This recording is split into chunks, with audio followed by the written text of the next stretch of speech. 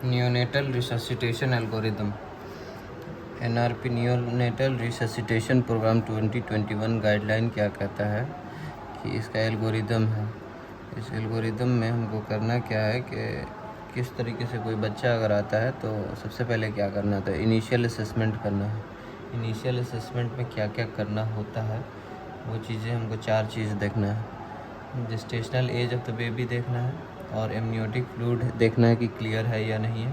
Additional risk factors देखना है कि है कि नहीं है बच्चे में, और umbilical cord plan management plan देखना है कि डिलेड कॉर्ड क्लैम्पिंग हुआ है या नहीं, 30 to 60 सेकेंड्स। इन्वेस्टिगेशंस करना है अम्बिलिकल कॉर्ड से कि करना है कि नहीं है। ये चीज़ें हमको डिसाइड करनी है, ठीक है।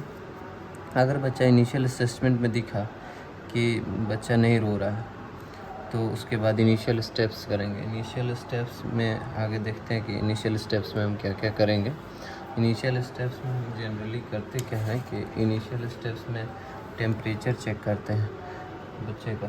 कहीं बच्चा कहीं हाइपोथर्मिया में तो नहीं चला गया। हाइपोथर्मिया से बचाने के लिए हम उसको वार्मर प्लेस पे रखते हैं। जनरली 25 to 28 डिग्री सेल्सियस उसका टेम्परेचर होना चाहिए। और दूसरा स्टेप है स्टिमुलेट करना है। स्टिमुलेट करना है बेबी को, जेंटल टेक्टाइल स्टिमुलेशन देना है, रबिंग करना है, टॉवल लेना है और उसको बैक ऑफ द बेबी पे रब करना है। उसके बाद जो है तीसरा काम करना है कि फ्लिकिंग द सोल्स, मैंने टैप करना है सोल्स पे ऐसे पकड़ के, और उसके टैप करना है, फ्लिकिंग ऑफ द सोल्स करना है, या फिर टिकलिंग करना, गुदगुदी लगाना है। लेफ़्ट लेटरल पोजीशन में लेटा देना बच्चे को। और next position of the airway of the baby by slight extension, मतलब पोजीशन करना है एयरवे का जिस स्लाइट एक्सटेंशन होना चाहिए, ना ही ज़्यादा हाइपर एक्सटेंशन करना है और ना ही ज़्यादा फ्लेक्स्ड हेड होना चाहिए। मतलब इसमें करना क्या है कि टॉवल, कॉटन टॉवल रोल्ड करके और शोल्डर के नीचे रख देना है, जिसके वजह से हल्का सा एक्सटेंशन रहे। उसके बाद भी अगर रिस्पॉन्स नहीं आता है तो इनिशियल स्टेप्स के बाद अगर रिस्पॉन्स नहीं आता है तो उसके बाद हम क्या करेंगे कि हार्ट रेट और रेस्पिरेटरी एफर्ट देखेंगे। अगर रेस्पिरेटरी एफर्ट और हार्ट रेट और भी से भी अगर करते हैं, उसके बाद हार्ट रेट के बाद कुछ मैनेजमेंट करते हैं, तो उसके बाद पॉजिटिव प्रेशर वेंटिलेशन देते हैं। अगर पॉजिटिव प्रेशर वेंटिलेशन के बाद भी कोई रिस्पॉन्स नहीं होता है तो उसके बाद हम देते हैं चेस्ट कंप्रेशंस में विथ वेंटिलेशन तो देंगे और चेस्ट कंप्रेशन देंगे। इसके साथ इसमें तो 3:1 का रेशियो है। अगर हार्ट रेट 60 से कम होगा, ये भी इंडिकेशन है चेस्ट कंप्रेशन का। अगर फिर भी इम्प्रूवमेंट नहीं होगा, अगर हार्ट रेट फिर भी लेस देन 60 रहेगा तो एड्रेनलिन इंजेक्शन देंगे। अगर एड्रेनलिन इंजेक्शन के बाद भी रिस्पॉन्स नहीं होता है तो वॉल्यूम एक्सपेंसन NS देते हैं। तो ठीक है, देखते हैं आगे क्या। इनिशियल असेसमेंट तो बता ही दिया कि gestational age of the baby, amniotic fluid clear है या नहीं, एडिशनल रिस्क फैक्टर कोई है कि नहीं, ऑब्स्टेट्रिक कॉम्प्लिकेशंस कोई है कि या नहीं है। उसके बाद डिलेड कॉर्ड क्लैम्पिंग में 30-60 सेकेंड्स हुआ है कि नहीं, कॉर्ड क्लैम्प मैनेजमेंट। और इनिशियल स्टेप्स में जैसे कि देखा कि टेम्परेचर 25-28 डिग्री सेल्सियस अगर नहीं है तो वार्मर प्लेस में रखेंगे बच्चे को। स्टिमुलेट करेंगे बेबी को, जेंटल टेक्टाइल स्टिमुलेशन, रबिंग करेंगे, flicking tickling of the soles करेंगे, बहुत पोजीशनिंग ऑफ एयरवे करेंगे, स्लाइट एक्सटेंशन और स्निफिंग पोस्चर पे। और नेक्स्ट एक चौथा स्टेप है जो कि ऑप्शनल है, सक्शनिंग करते हैं सेक्रीशंस। ये तभी करते हैं जब ज़्यादा सेक्रीशंस हो जाता है माउथ में, तब।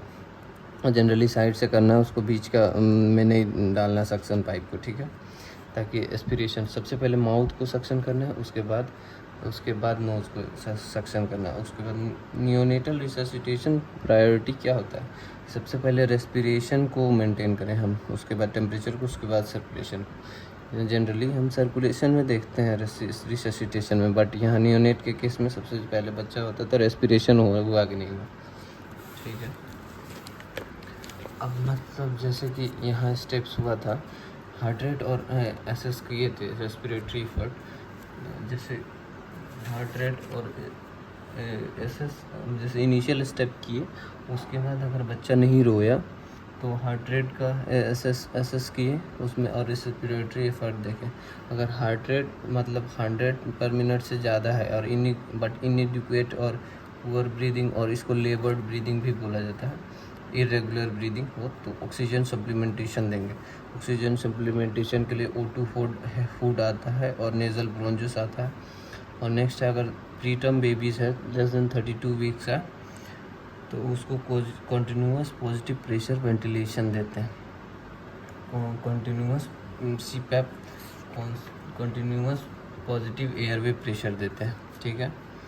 अगर हार्ट रेट हमारा 100 से कम है और नो ब्रीदिंग है, यहाँ पे तो हार्ट रेट 100 से ज़्यादा था और इनएडिक्वेट ब्रीदिंग था, बट यहाँ पे नो ब्रीदिंग और हार्ट रेट लेस देन 100 है, तो उस केस में हम क्या करेंगे कि पॉजिटिव प्रेशर वेंटिलेशन देंगे। 2 तरीका है पॉजिटिव प्रेशर वेंटिलेशन का, non invasive method bag and mask ventilation है नॉन इन्वेसिव, और एंडोट्रेकियल इंट्यूबेशन है इन्वेसिव मेथड। ठीक है। और एक और तीसरा तरीका है कि हार्ट रेट अगर 60 से कम है तो चेस्ट कंप्रेशन और बैग एंड मास्क वेंटिलेशन देते हैं।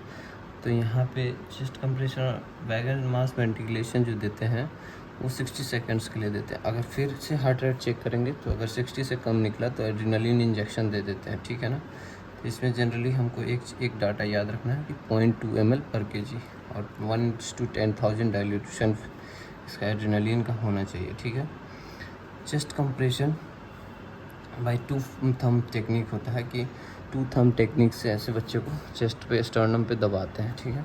Lower side of the side इसका क्या है, तो लोअर 1/3 ऑफ द स्टर्नम पे इसको दबाते हैं, जिफॉइड प्रोसेस को अवॉइड करते हैं, और इसमें 1 मिनट में 90 चेस्ट कंप्रेशंस देते हैं और 30 वेंटिलेशन देते हैं। एड्रेनलिन इंजेक्शन का क्या रूट है, इंट्रावेनस और इंट्राओसियस रूट है। इसमें जनरली 0.2 ml या इसको ही बोलते हैं 0.02 mg पर kg ये है। और एंडोट्रेकियल रूट से अगर देंगे तो 1 ml पर kg के देंगे।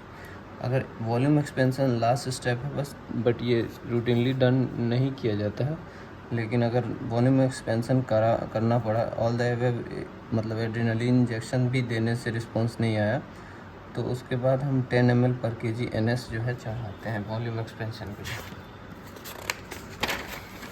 ठीक है। इतने टर्म में हमारा कंप्लीट होता है।